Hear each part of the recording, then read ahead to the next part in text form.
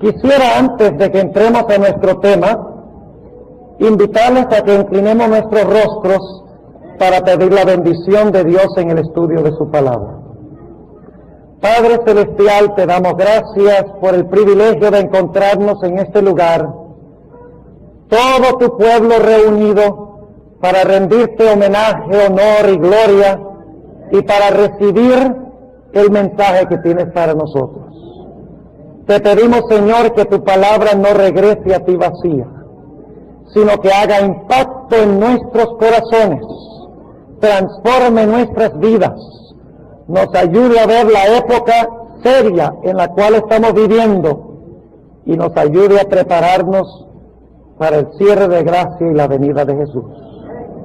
Te lo pedimos en el precioso nombre de nuestro Salvador. Amén.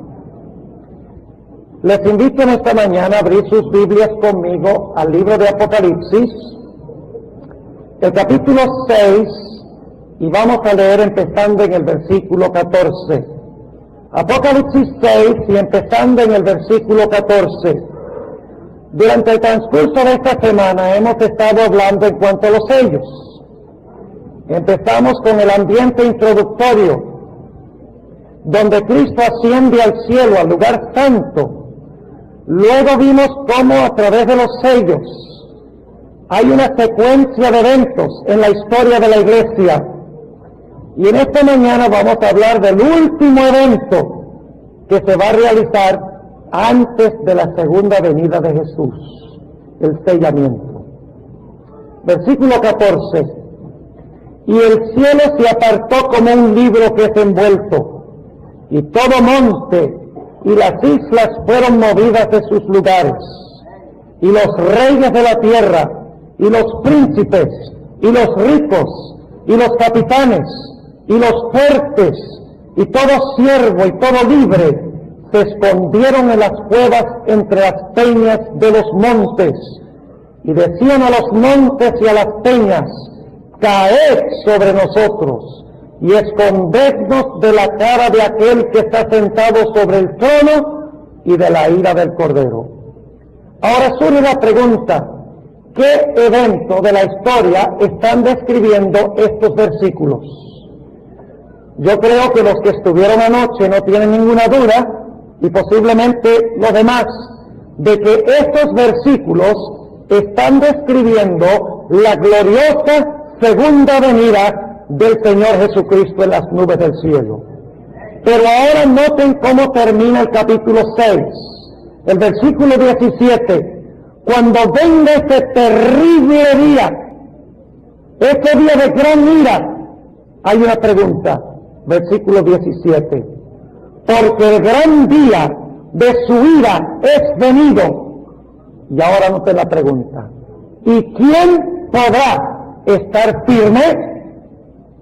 Ahora, si estos versículos describen la segunda venida de Jesús, y no hay duda de que lo están describiendo, entonces la pregunta surge: cuando Cristo venga en poder y gloria, ¿quiénes serán los únicos que podrán permanecer en pie, como dicen algunas versiones? ¿Quiénes serán los únicos que podrán estar firmes, vivos, cuando Jesús venga? ¿Quiénes serán los que no se esconderán en las cavernas de la tierra? ¿Quiénes serán los que no rogarán que las rocas caigan sobre ellos? La respuesta a esta pregunta la encontramos en el capítulo 7. Quiero que noten que cuando Jesús viene hay dos grupos. Un grupo se menciona en la última parte del capítulo 6. Dice allí que un grupo clamará a las rocas que caigan sobre ellos, y se esconderán en las cuevas y entre las peñas de los montes. Pero habrá otro grupo. Ese grupo es el que se menciona en el capítulo 7, versículo 1 al 8. Son los que han sido sellados con el sello del Dios vivo. Es decir, cuando Cristo regrese, ¿habrá cuántos grupos? Solamente habrá dos grupos: los sellados, que estarán en pie cuando Cristo venga, que podrán estar vivos y presenciar la venida del Señor Jesucristo sin temor ni terror. Y habrá el otro grupo que rogará ser escondido del Cordero que está sentado en el trono. Entonces yo pregunto en esta mañana, ¿es de crucial importancia entender qué es el sello de Dios? Sí, porque solo los sellados estarán en pie para recibir a Cristo en gloria. Los demás rogarán que las peñas caigan sobre ellos. Es decir, que tener el sello de Dios al final de la historia es un asunto de vida o muerte. El que tiene el sello se salvará y recibirá a Cristo en gloria. El que no tenga el sello se perderá eternamente. Entonces es muy importante que comprendamos qué es el sello, qué es el sellamiento del capítulo 7 de Apocalipsis. Pero para entender ese sellamiento tenemos que regresar al Antiguo Testamento, a donde se encuentra por primera vez esta escena. Por favor, busquen conmigo en sus Biblias el libro de Ezequiel. Ezequiel, el capítulo 9. Y vamos a leer los versículos 1 al 6. La escena del sellamiento en Apocalipsis 7 viene de Ezequiel 9. Y si no entendemos lo que pasa en Ezequiel, no vamos a entender qué es el sellamiento o qué es el sello en el libro de Apocalipsis. Ahora, antes de que nosotros leamos estos versículos de Ezequiel el capítulo 9, 1 al 6, necesitamos entender qué estaba pasando en la ciudad de Jerusalén cuando Ezequiel vio esta escena del capítulo 9. ¿En qué condición se encontraba Jerusalén? Quiero recordarles que en Ezequiel está hablando no a los paganos, no está hablando a gente que estaba más allá de la República de Israel. Ezequiel está hablando al pueblo profeso de Dios, está hablando al pueblo del pacto, el pueblo que pretendía seguir a Dios. Diríamos que hoy Dios estuviera hablando con cristianos, no está hablando con paganos, está hablando de la condición de su pueblo. Ahora, ¿en qué condición se encontraba la ciudad antes de ver la escena del sellamiento? Voy a mencionar solo algunos versículos y luego me voy a detener en uno específicamente. En Ezequiel capítulo 5 y el versículo 5 al 7 dice que en Jerusalén se estaban violando abiertamente los mandamientos de Dios. En el capítulo 6 y el versículo 4 al 6 dice que se estaba practicando idolatría entre el pueblo escogido de Dios. En el capítulo 7 y el versículo 23 y también el capítulo 11 y el versículo 6 dice que se estaba practicando injusticia social y había violencia en la ciudad de Dios. También dice en el capítulo 8 que habían otras abominaciones, y ahí especialmente quiero detenerme por un momento. Notemos el capítulo 8. Se conoce como el capítulo de las abominaciones, por la siguiente razón. Dios le muestra a Ezequiel una abominación, y luego entonces, cuando Ezequiel ve la abominación, él dice, ¡qué terrible! Y Dios le dice, Ezequiel, no has visto nada. Hay una abominación peor que esa que se está haciendo entre mi pueblo profeso. Y luego Dios le muestra otra abominación. Y cuando Ezequiel ve esta abominación, él dice, no puede haber algo peor que eso. Y cuando termina de ver la abominación, Dios le dice, Ezequiel, no has visto nada. Te voy a mostrar una abominación peor que esa. Y luego Dios le muestra otra abominación. Y Ezequiel, cuando ve esta abominación, dice, no puede ser que haya algo peor que esto. Y Dios le dice, Ezequiel no ha visto nada todavía. Y luego Dios le muestra otra abominación. Pero yo quiero leer en esta mañana la peor abominación que está en la parte de arriba, número 1 en la lista. Se encuentra en el capítulo 8 y el versículo 16. Versículo 15 para captar el contexto. Luego me dijo, ¿no ves, hijo del hombre? Vuélvete aún, verás abominaciones mayores que estas. Déjeme preguntarles, ¿está Dios poniendo las abominaciones por orden de seriedad? ¿Sí o no? Sí. ¿Y cuál es la peor? Versículo 16. Y metióme en el atrio de adentro de la casa de Jehová. ¿Dónde se estaba practicando esto? En la casa de Jehová. ¿Cuál es la casa de Jehová? El templo. Ahora yo les pregunto, ¿qué es el templo hoy? La iglesia, no solo la adventista. La iglesia cristiana es el templo. Ahora noten lo que dice, ¿qué se está haciendo? En el mismo templo de Dios, entre el pueblo que profesa a Dios. Y metióme en el atrio de adentro de la casa de Jehová. Y he aquí, junto a la entrada del templo de Jehová, entre la entrada y el altar, como 25 varones, sus espaldas vueltas al templo de Jehová y sus rostros al oriente, y encorvábanse al nacimiento del sol. ¿Cuál es el mayor de todos los pecados? Los líderes y el pueblo estaban adorando ¿qué? El sol, según dice aquí. Es la peor de todas las abominaciones. Y por lo tanto noten lo que dice Dios en el capítulo 7 y el versículo 2. Como ellos están cometiendo estas abominaciones y la peor de ellas es adorar al Dios Sol, dice Dios en el versículo 2 de Ezequiel 7, y tú, hijo del hombre, así ha dicho el Señor Jehová a la tierra de Israel, el fin viene sobre los 4 ángulos de la tierra. ¿Tiene esto alguna relación con Apocalipsis 7?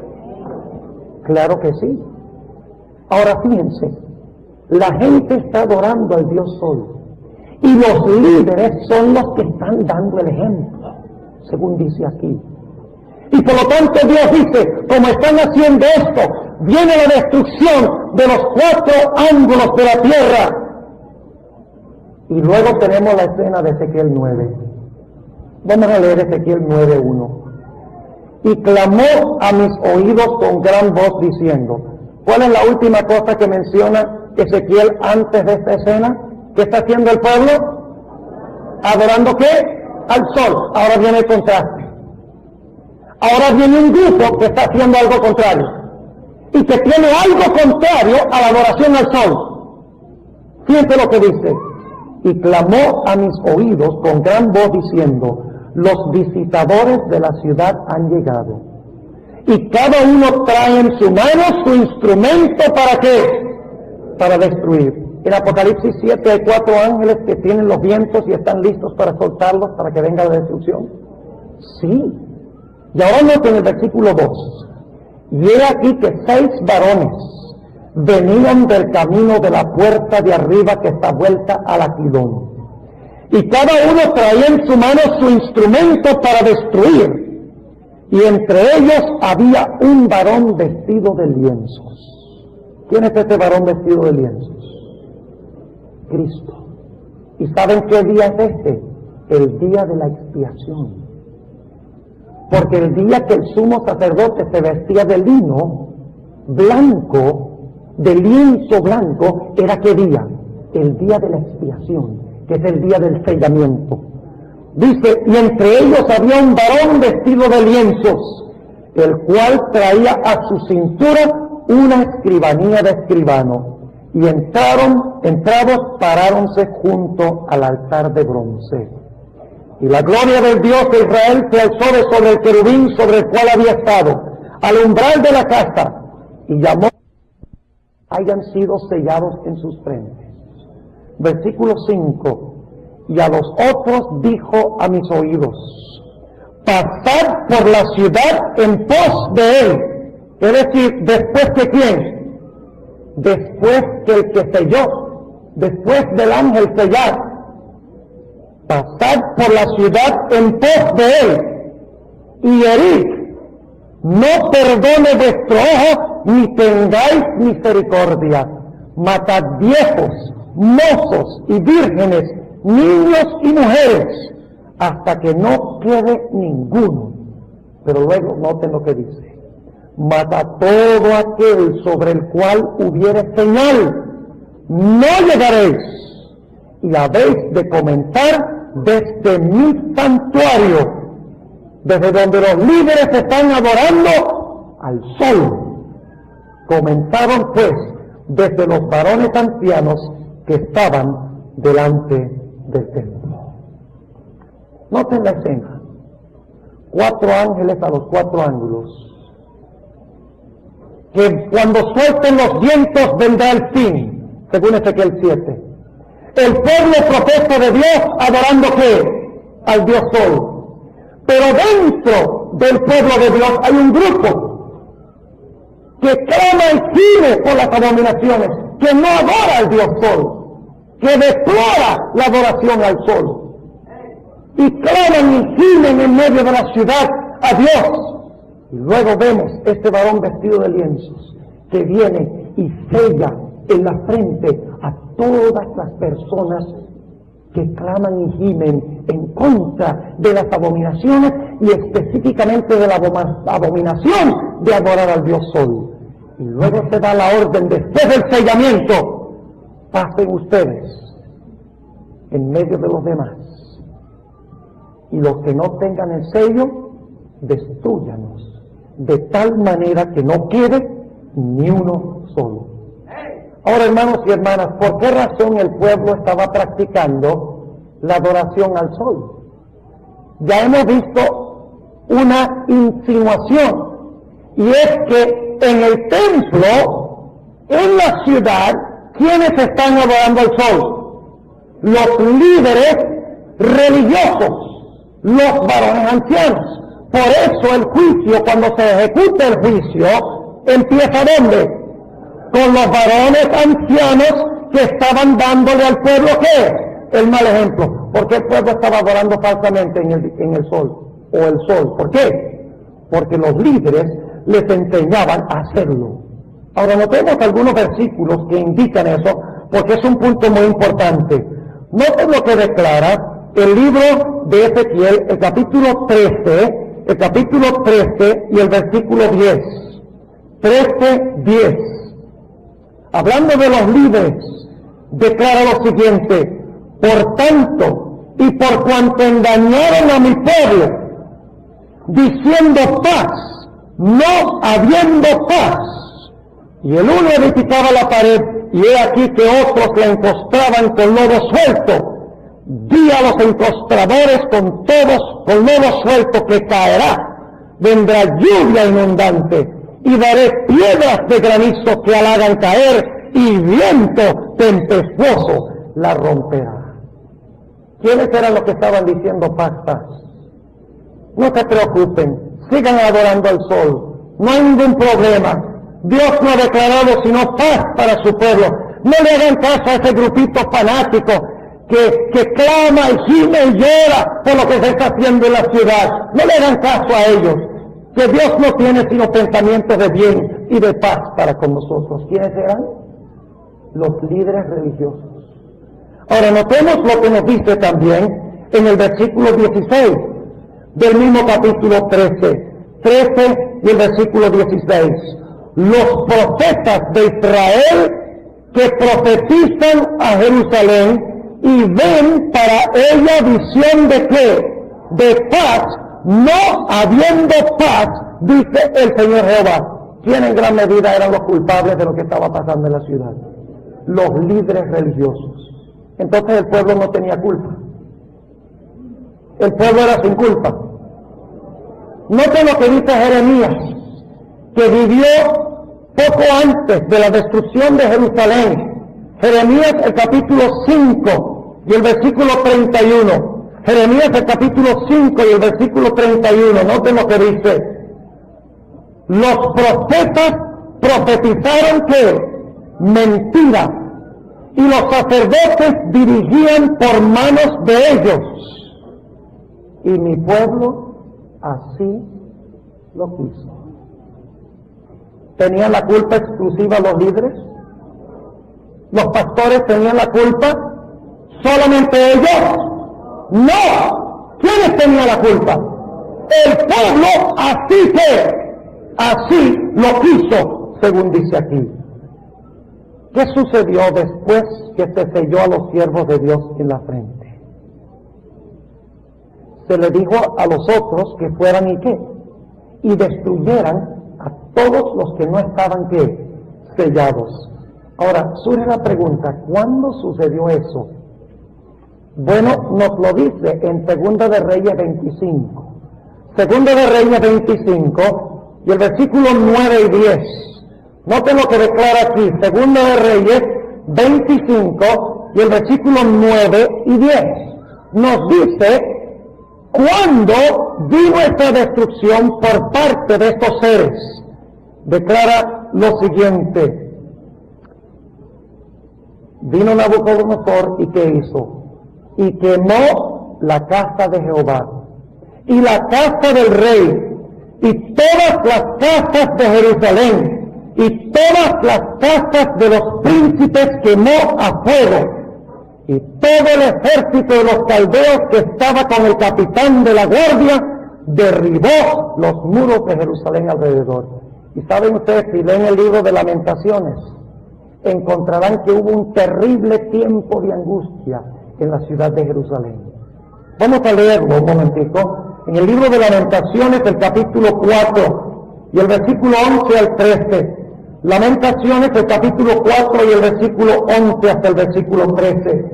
Declara lo siguiente: cumplió Jehová su enojo, derramó el ardor de su ira y encendió fuego en Sión, que consumió sus fundamentos.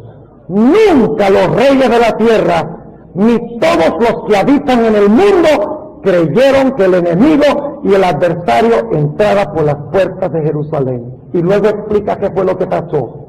Es por los pecados de sus ¿qué? De sus profetas, por las maldades de sus sacerdotes, que derramaron en medio de ella la sangre de los justos. Un terrible tiempo de tribulación vino a la ciudad y finalmente fue destruida por Nabucodonosor. Pero yo pregunto, cuando Nabucodonosor vino a la ciudad, ¿perecieron todos los que estaban en la ciudad? No. ¿Quiénes no perecieron? Ezequiel 9 dice, los que tenían el sello de Dios en la frente. Ahora nos preguntamos, ¿qué es ese sello o qué es esa señal que se colocó en la frente? Dejemos que el mismo Ezequiel nos lo diga. Vamos al libro de Ezequiel, el capítulo 20 y el versículo 12. Ezequiel, el capítulo 20 y el versículo 12. ¿Qué es esa señal? ¿Qué es ese sello? Dice allí lo siguiente, y ustedes conocen bien el versículo: y diles también mis ¿qué? Mis sábados, que fuesen por señal entre mí y ellos, para que supiesen que yo soy Jehová, que los santifico. Y el versículo 20, y santificad mis sábados, y sean ¿por qué? Por señal entre mí y vosotros, para que sepáis que yo soy Jehová, vuestro Dios. Según Ezequiel, ¿qué era el sello que fue colocada en la frente? ¿Qué era la señal colocada en la frente? El sábado. Ahora, es decir, que todos los que tenían el sello del sábado en su frente, cuando Nabucodonosor vino y destruyó la ciudad, sus vidas fueron preservadas. Ahora, posiblemente alguno diga aquí, pastor, usted me quiere a mí hacer creer que porque el pueblo no guardaba el sábado fue que Dios encendió fuego en Jerusalén y destruyó a tantas personas, y fue tan terrible que las madres se comían a sus hijos porque no guardaban el sábado, porque no tenían esa señal. ¿Cómo, pastor? Usted puede comprobar eso. Vamos al libro de Jeremías, que vivió poco antes de que sucediera este evento, y vamos a ver qué nos dice Jeremías, a ver si fue porque violaban el sábado, porque pisoteaban el sábado, que vino la destrucción. Jeremías 17, y vamos a empezar leyendo en el versículo 21. Jeremías 17 y el versículo 21 dice lo siguiente: así ha dicho Jehová, guardaos por vuestras vidas y no traigáis carga en el día del sábado para meter por las puertas de Jerusalén, ni saquéis carga de vuestras casas en el día del sábado, ni hagáis obra alguna, mas santificad el día del sábado, como mandé a vuestros padres. Mas ellos no oyeron, ni inclinaron su oído, antes endurecieron su cerviz, por no oír ni recibir corrección. Y ahora note la promesa de Dios. Será empero, si me obedecéis, dice Jehová, no metiendo carga por las puertas de esta ciudad en el día del sábado, sino que santificaréis el día del sábado, no haciendo en él ninguna obra, que entrarán por las puertas de esta ciudad en carros y en caballos los reyes y los príncipes que se sientan sobre el trono de David, ellos y sus príncipes, los varones de Judá y los moradores de Jerusalén, y esta ciudad será habitada para siempre. ¡Qué promesa de Dios! ¿Qué iba a suceder si guardaban el sábado? La ciudad, en vez de ser destruida, iba a permanecer, ¿qué? Para siempre. Pero cada moneda tiene dos lados. ¿Qué tal si no guardaban el sábado? Noten lo que dice el versículo 27.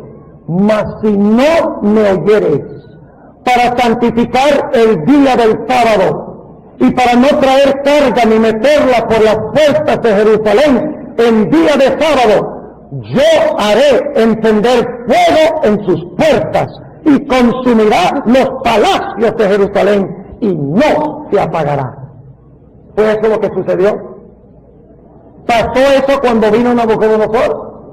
¿Vino la destrucción de los 4 ángulos de la tierra? ¿Pero fueron destruidos todos? No. ¿Quiénes fueron preservados en la destrucción de Nabucodonosor? Todos aquellos que tenían la señal en su frente, que observaban el santo día de Dios. Ahora, antes de ir a la aplicación final de esta historia en Apocalipsis, quiero que recordemos que en Ezequiel se hace contraste entre dos grupos. Los que adoran al sol y los que tienen la señal en su frente, que es el sábado.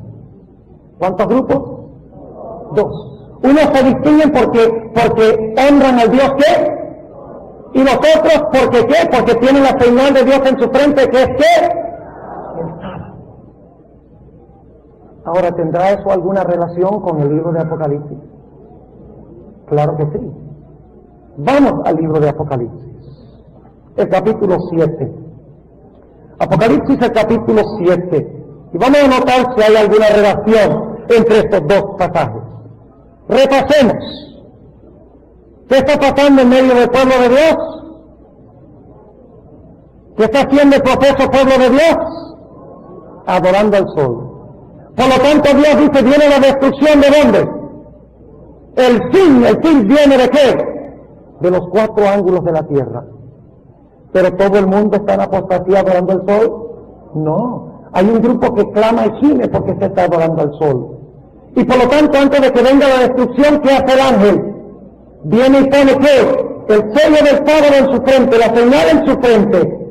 Y finalmente, cuando llega la destrucción, ¿quiénes son preservados?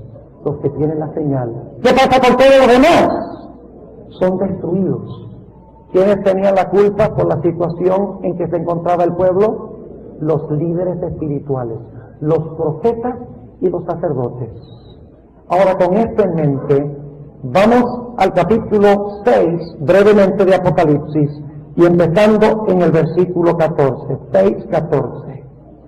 Y el cielo se apartó como un libro que se envuelto, y todo monte y las islas fueron movidas de sus lugares, y los reyes de la tierra, y los príncipes, y los ricos, y los capitanes, y los fuertes, y todo siervo y todo libre, se escondieron en las cuevas y entre las peñas de los montes, y decían a los montes y a las peñas, caed sobre nosotros, y escondednos de la cara de aquel que está sentado sobre el trono, y de la ira del Cordero, porque el gran día de su ira es venido, y ¿quién podrá estar firme? Yo les pregunto, ¿viene un día de gran destrucción al planeta Tierra?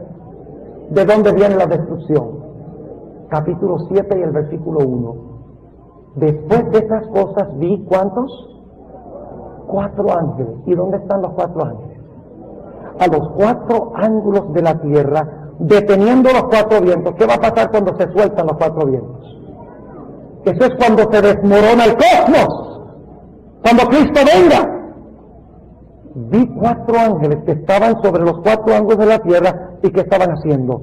Deteniendo los 4 vientos de la tierra, para que no soplase viento sobre la tierra, ni sobre la mar, ni sobre ningún árbol. Ahora noten el versículo 2. Y vi otro ángel que subía del nacimiento del sol, del oriente, teniendo que el sello del Dios vivo. ¿Alguna relación con Ezequiel 9? Claro que sí. Se ve a leguas que es la misma escena, teniendo el sello del Dios vivo. Y clamó con gran voz a los 4 ángeles, a los cuales era dado hacer daño a la tierra y al mar, diciendo: ¿se da la misma orden ahora a los ángeles? ¿Sí o no? Sí. No hagáis daño a la tierra, ni al mar, ni a los árboles, hasta que ¿qué? Hasta que señalemos a los siervos de nuestro Dios en sus frentes. Ahora yo pregunto, ¿cuántos grupos habrá al final de la historia? 2. Vamos a ir un poquito más adelante en Apocalipsis para que veamos los 2 grupos. ¿Recuerdan cuáles son los 2 grupos en el día de Ezequiel? Los que adoraban ¿qué? Al sol, y los que adoraban al verdadero Dios y lo manifestaban guardando ¿qué? El sábado. 2 grupos en Ezequiel. ¿Será que los mismos 2 grupos están en Apocalipsis? ¿Será que el sello es el mismo? La escena es la misma. Ahora fíjense lo que dice Apocalipsis 13, y tenemos que leer varios versículos. El capítulo 13 y el versículo 12 habla de cuando se unen la bestia y la imagen de la bestia. ¿Y qué van a imponer la bestia y la imagen de la bestia? ¿Qué van a imponer? La marca de la bestia. ¿Sí o no? Ahora escuchen. Vamos a leer el versículo 11. Después vi otra bestia que subía de la tierra y tenía 2 cuernos semejantes a los de un cordero, mas hablaba como un dragón, y ejerce todo el poder de la primera bestia, es decir, está en liga con la primera bestia. Y luego dice: y hacia la tierra y a los moradores de ella adorar a la primera bestia cuya llaga de muerte fue curada. Y hace grandes señales de tal manera que aún hace descender fuego del cielo a la tierra delante de los hombres. Y engaña a los moradores de la tierra por las señales que le ha sido dado a hacer en presencia de la bestia, mandando a los moradores de la tierra que hagan la imagen de la bestia que tiene la herida de cuchillo y vivió. Y les fue dado que diese espíritu a la imagen de la bestia, para que la imagen de la bestia hable, y hará que cualesquiera que no adoraren a la imagen de la bestia sean muertos. Y hacía que a todos, a los pequeños y a los grandes, a los ricos y a los pobres, a los libres y a los siervos, se pusiese una ¿qué? Una marca en su mano derecha, ¿o a dónde? En sus frentes, y que ninguno pudiese comprar o vender, sino el que tuviera la señal o el nombre de la bestia o el número de su nombre. ¿Cuál es el primer grupo? El grupo que tiene la marca ¿de quién? La marca de la bestia. ¿Será que hay un grupo que está en contraste con ese grupo? Noten el capítulo 14:1, el siguiente versículo dice: y miré, y he aquí el Cordero estaba sobre el monte de Sión. ¿Y quiénes estaban con él? ¿De quién habla Apocalipsis en el capítulo 7? ¿Desplegamiento de quiénes? De los 144,000, ¿sí o no? ¿Esto está hablando de lo mismo, sí o no? ¡Sí! Y miré, y aquí el Cordero estaba sobre el monte de Sión, y con él 144,000 que tenían el nombre de su Padre escrito en sus frentes. ¿Hay un contraste entre 2 grupos en el libro de Apocalipsis, sí o no? ¿Cuál es el primer grupo? Los que tienen la marca de qué?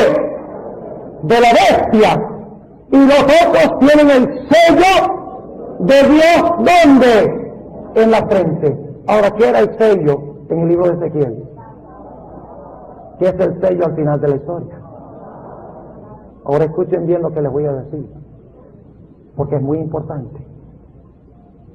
Si en el libro de Ezequiel el sello que se colocó en la frente era el sábado, como lo leímos, y estaba en contraste con los que adoraban al Dios Sol inmediatamente antes del sellamiento, al final de la historia debe ser también que Dios va a tener un pueblo que tiene el sábado como su señal, y los otros adorarán en algo relacionado ¿con qué? Con el sol.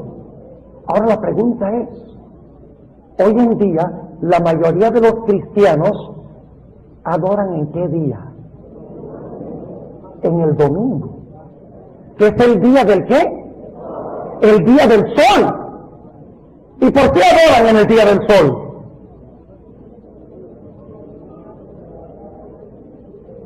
Saben que yo he hablado con muchas personas en cuanto al domingo. Y cuando finalmente no tienen con qué defenderse, ¿saben lo que me dicen? Yo voy a hablar con mi pastor. ¿Le ha pasado eso? Mi pastor le puede refutar. Porque es que el mundo cristiano está tan engañado. ¿Por qué? Porque los ministros les han enseñado, ¿qué cosa? Que el domingo es el día de reposo. Ahora escuchen bien lo que voy a decir. ¿Satanás tiene algo falso para todo lo que Dios tiene verdadero? ¿Sí o no? Ahora déjenme preguntarles esto. ¿Qué viene primero, lo genuino o lo falso? Lo genuino. Muchos no están convencidos. Déjenme ilustrar lo que quiero decir. ¿Cuántos de ustedes han visto un billete falso de $4? ¿Ah? Nunca han visto un billete. Imagínense los falsificadores, ¿cómo se podrían poner de ricos si hicieran un billete falso de $4? ¿Qué pasaría si ustedes fueran a una caja para pagar con un billete falso de $4? El cajero se burlaría de usted. ¿Por qué no podría haber un billete falso de $4? Porque no hay uno que es genuino y verdadero. ¿Qué viene primero en el tiempo? ¿Lo genuino o lo falso? Lo genuino. Ahora déjenme preguntarles, ¿cuál fue el día que Dios hizo primero como día de reposo? El sábado. ¿Creen ustedes que Satanás inventaría otro día falsificado después para extraviar al mundo cristiano, el profeso pueblo de Dios? Sí. Es decir, el hecho de que Dios hizo el todo primero para adorar indica que lo que viene después es una ¿qué? Es una falsificación, un counterfeit, para usar la palabra en inglés. Y el libro de Apocalipsis dice que viene destrucción sobre todo aquel que no tenga en su frente el sello de Dios. Cuando se desaten los vientos, cuando venga la destrucción, cuando el Cordero venga, los que no tengan el sello se van a esconder en las cuevas y van a rogar a las rocas que caigan sobre ellos, porque no han recibido el sello de Dios en sus frentes. Y muchos de ellos no lo han recibido por la sencilla razón de que han escogido escuchar la voz de sus ministros y sus pastores en vez de escuchar la voz de Dios a través de su santa palabra. Ahora permíteme, al llegar al final de nuestro tema de esta mañana, mencionarles algo que muchas personas, muchos adventistas están enseñando y creen. Ellos enseñan que en realidad el templo de Ezequiel 9 es la iglesia adventista. Y yo tengo que hacer esta aclaración. Y que los varones ancianos son pastores adventistas. Y que entonces El sellamiento es el sellamiento de los fieles adventistas dentro de la iglesia adventista, que salen de la iglesia adventista, y luego entonces viene la destrucción a los adventistas y a sus pastores. Qué interesante teoría. ¿Qué estaban enseñando los ministros en el Antiguo Testamento? ¿Que había que adorar qué? ¿Los pastores adventistas están enseñando eso hoy? ¿Que hay que adorar en el día del sol? No conozco ni uno solo. Ahora, se han salido algunos, sí, pero ya ellos son de Babilonia. Ellos ya no son de la iglesia, son de Babilonia. Ahora fíjense que también toman de Ezequiel el capítulo 9, vamos a leer nuevamente, Ezequiel el capítulo 9, y vamos a notar cómo usan este pasaje, Ezequiel el capítulo 9, y vamos a leer el versículo 6. Después del sellamiento, cuando Cristo venga, viene la destrucción, ¿y qué va a pasar? Versículo 6. Matad viejos, mozos y vírgenes, niños y mujeres, hasta que no quede ninguno. Mas a todo aquel sobre el cual hubiere señal, no llegaréis, y habéis de comenzar desde mi santuario. Comenzaron pues desde los varones ancianos que estaban delante del templo. Muchos, inclusive adventistas, enseñan que esa destrucción viene contra primero los pastores adventistas y después viene la destrucción sobre sus feligreses. Yo quiero leer una cita en el libro Conflicto de los Siglos, la página 714, que les indica que esto no está hablando en absoluto de esto. Déjenme preguntarles, ¿los adventistas son los únicos que profesan servir a Dios? ¿Son los únicos que profesan haber aceptado a Cristo? ¿La iglesia adventista es el único templo, en verdad? ¿Es el único cuerpo de Cristo? ¡No! El cuerpo de Cristo, el templo de Cristo es todo el cristianismo. Todos los que profesan el nombre de Jesús. Ahora fíjense lo que dice la sierva de Dios en el Conflicto de los Siglos, página 714. La marca de la redención ha sido puesta sobre los que gimen y se angustian a causa de todas las abominaciones que se hacen. ¿De dónde viene esa cita? ¿De dónde? De Ezequiel 9. Luego dice: ahora sale el ángel de la muerte, representado en la visión de Ezequiel por los hombres armados con instrumentos de destrucción, y a quienes se les manda, al anciano, al joven, y a la doncella, y a los niños, y a las mujeres, matadlos hasta exterminarlos, mas no os lleguéis a ninguno en quien esté la marca, y comenzad desde mi santuario. Dice el profeta: comenzaron pues por los ancianos que estaban delante de la casa. ¿Quiénes son esos ancianos? Sigue diciendo: la obra de destrucción empieza entre los que profesaron ser guardianes espirituales del pueblo. Los falsos centinelas caen primero. ¿Y qué han enseñado estos falsos centinelas?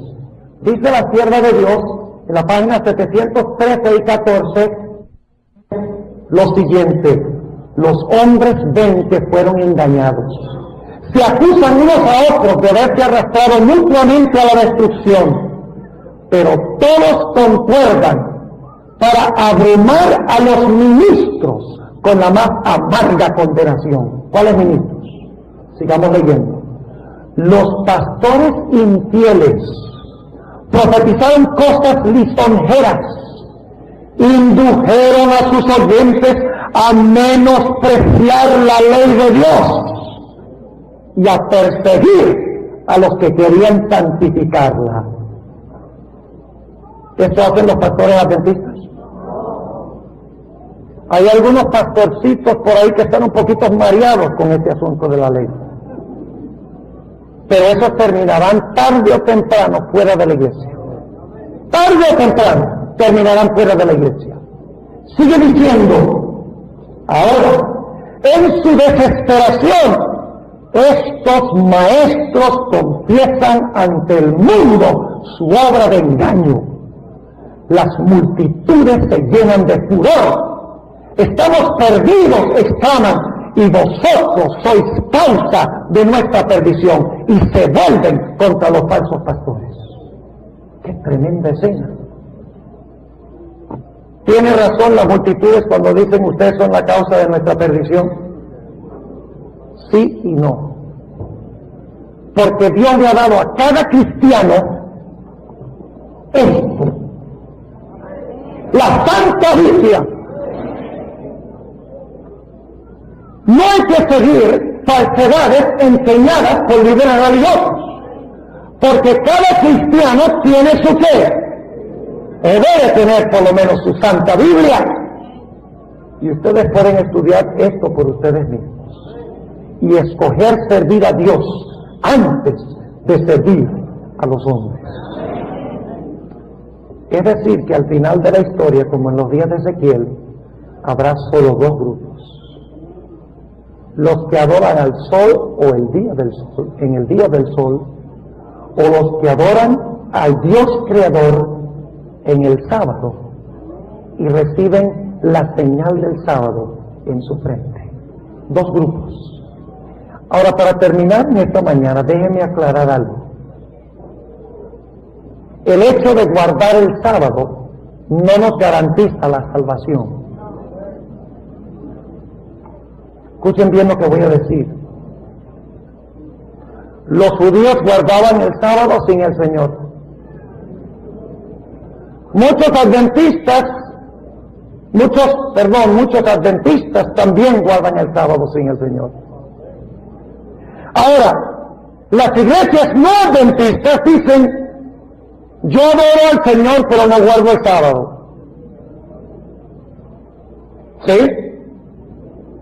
Pero lo que quiere Dios es un pueblo que guarde el sábado en honor al Señor. Los fariseos aparentemente guardaban el sábado. ¿Sí o no? ¿Iban a la iglesia los sábados?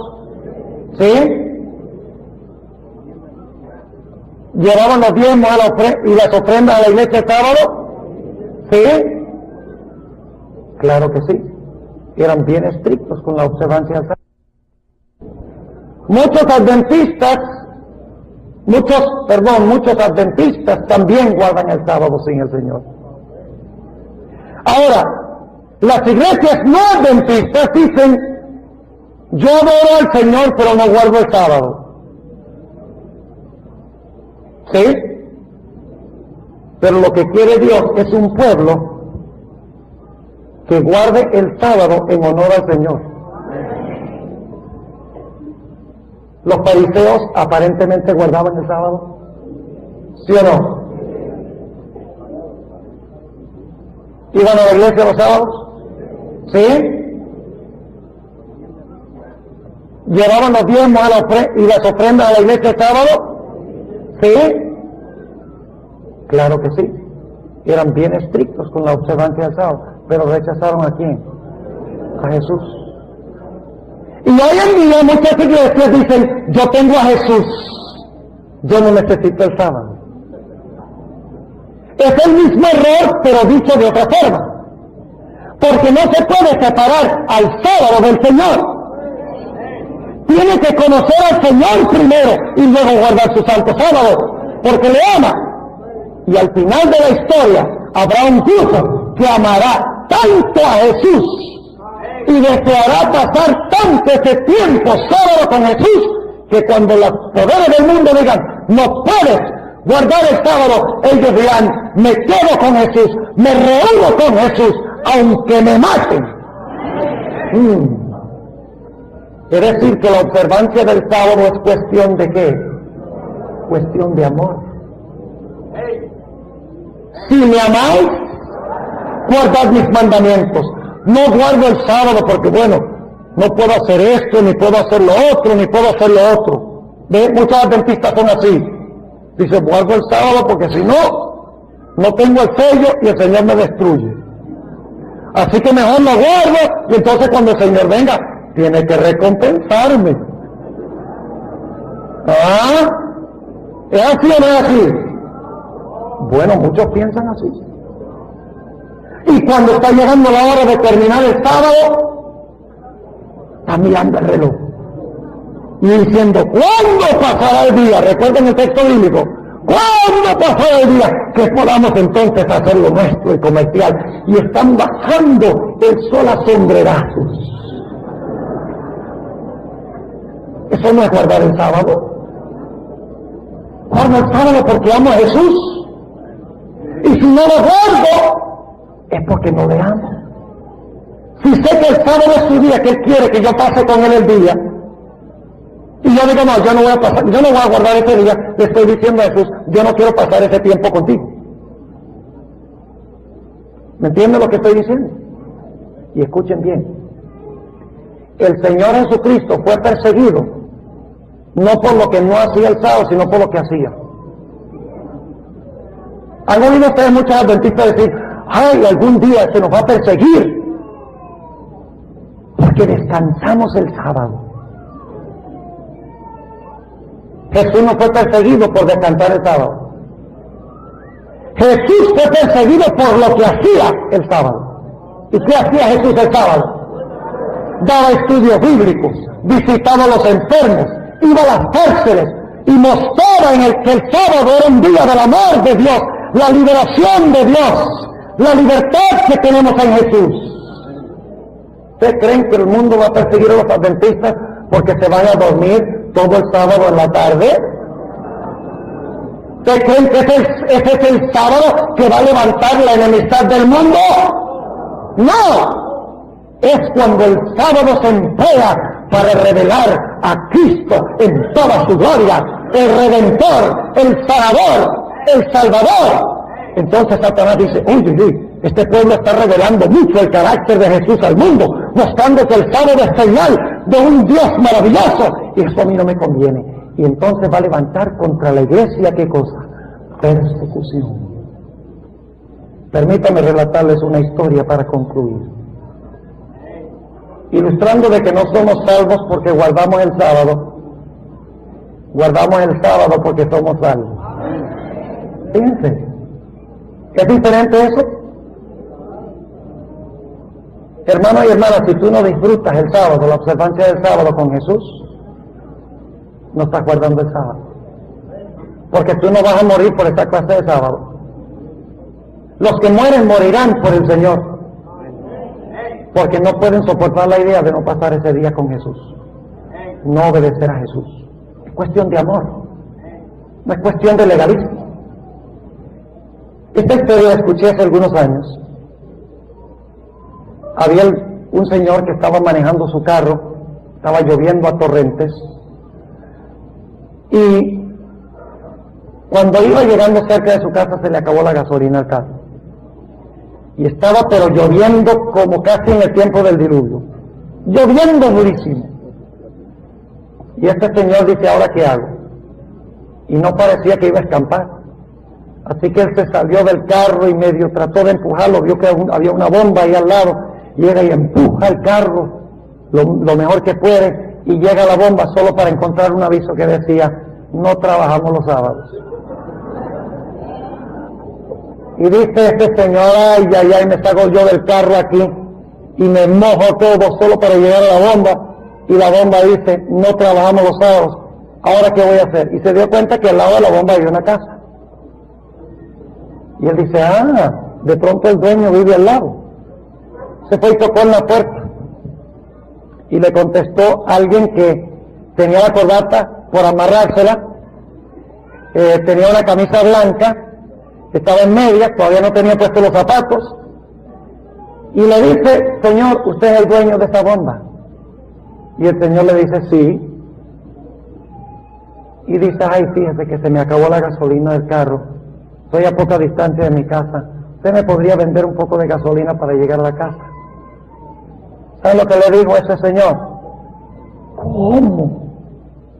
¿Yo venderle gasolina en el día del Señor? Yo no compro ni vendo los sábados.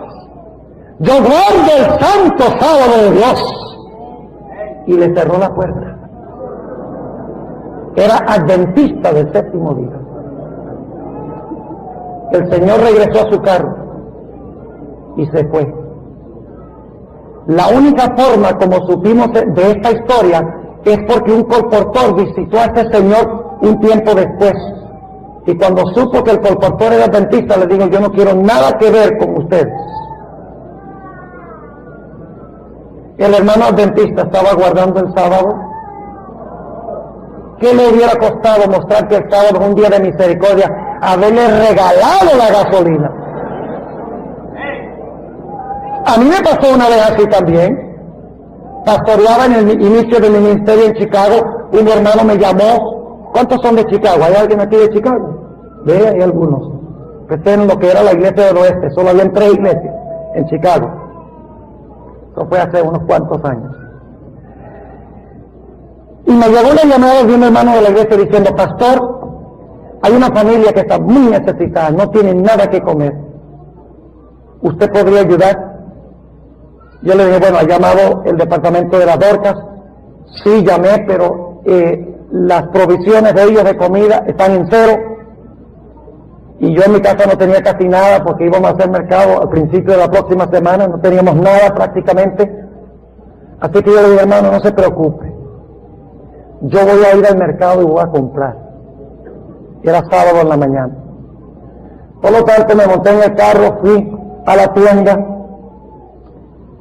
cogí un carrito, empecé a llenarlo de las cosas más esenciales que necesitaría una persona o una familia.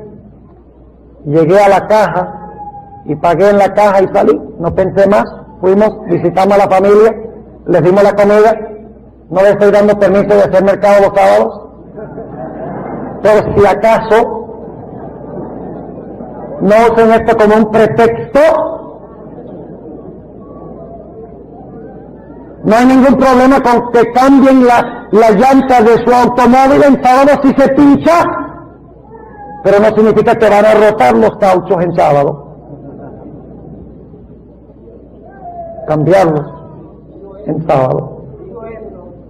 Ahora, un momentito, no, permítame terminar el sermón y entonces, si tiene algún comentario, vamos a recibirlo al final.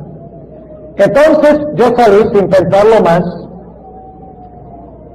y pasaron como 3 semanas, y llegó finalmente un hermano y me dije: pastor, está corriendo el rumor por toda la iglesia de que usted va y hace su mercado el sábado.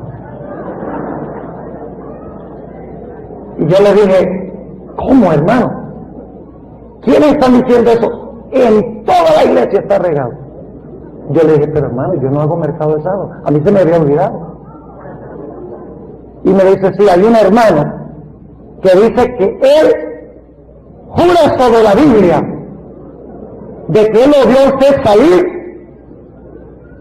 con bolsas llenas de comida de un supermercado en sábado. Yo le dije: a mí todavía no se me había ocurrido porque yo no acostumbraba a hacerlo.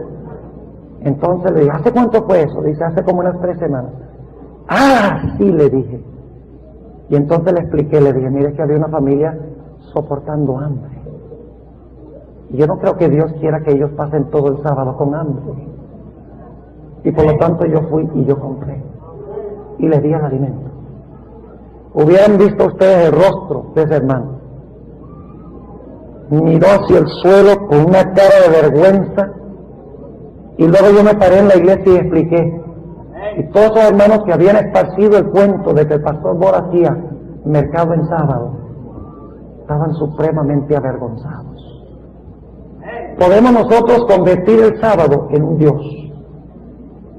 El sábado fue hecho para misericordia, para bien del hombre, para que disfrutemos en el Señor, para que gocemos en el Señor. Y solo los que conocen al Señor, en verdad, guardan el sábado del Señor.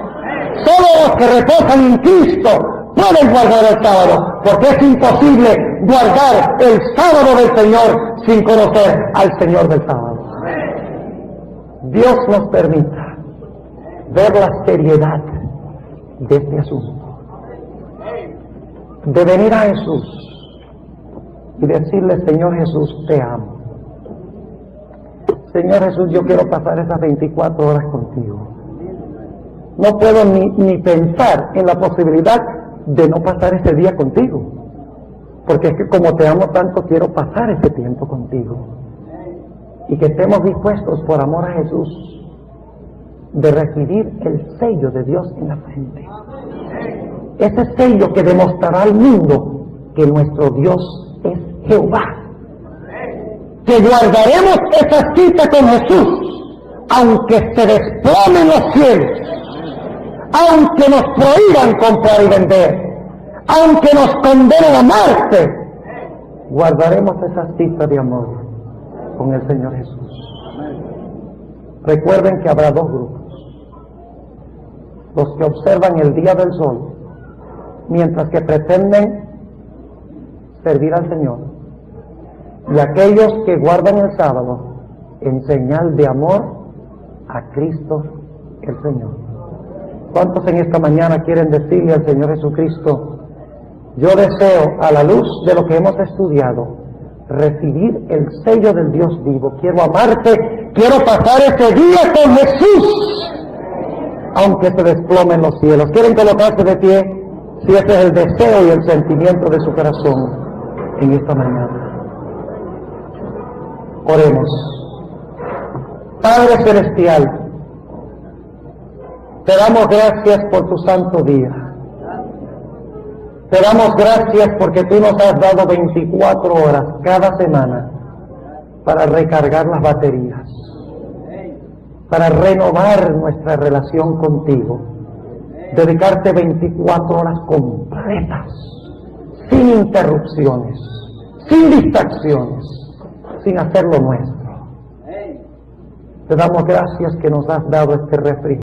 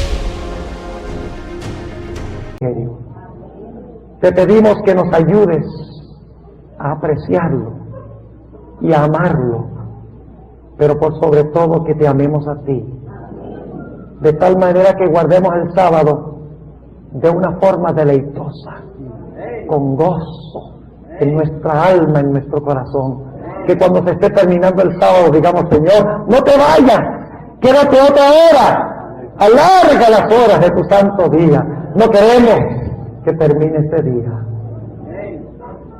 Sabemos que Cristo viene muy pronto.